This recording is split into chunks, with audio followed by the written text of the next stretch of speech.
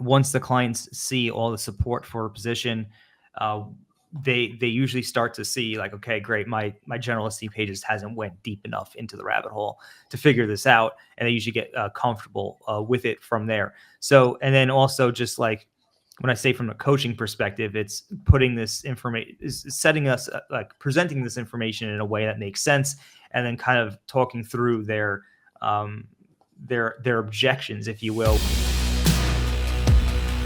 So I'm curious, what is the best way that you've helped, clients overcome, hey, it's too good to be true for Thomas, whatever that you might be presenting, whether that's, cost seg is pretty much, it's foregone conclusion, right? But right. I imagine you have certain things, strategies that you're using that are maybe a little bit outside the box, right. But you're looking for ways to help people overcome that. And they're looking at their general CPA, but maybe give us a scenario of that and how you help people overcome that.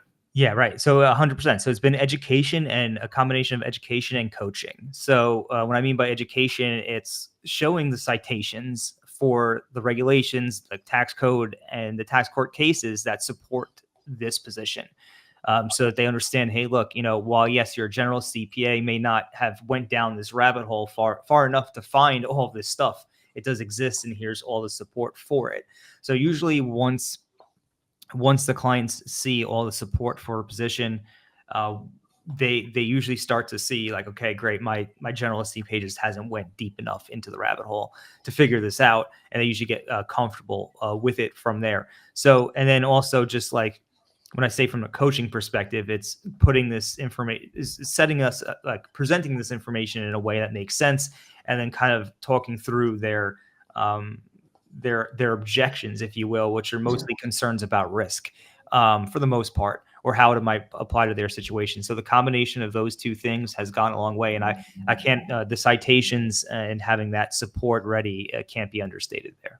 Okay, I like that. So it sounds like the best way to overcome the false belief it's too good to be true if the generalist CPA is not agreeing or is concerned about it is to show the exact citations that support the position that you're taking, number one. And number two, that opens up the idea that, oh, it does exist. Maybe my CPA generalist hasn't gone deep enough. We've also found too, is when you invite the CPA in, and you actually have them along the ride for the journey of the due diligence rather than the backseat or the car that's trailing behind. Because sometimes, our clients, I encourage them, like, go pay the CPA to do the due diligence, right? Number one. But B, don't race ahead of them and then have them try to make a decision within 30 days because your deal is closing.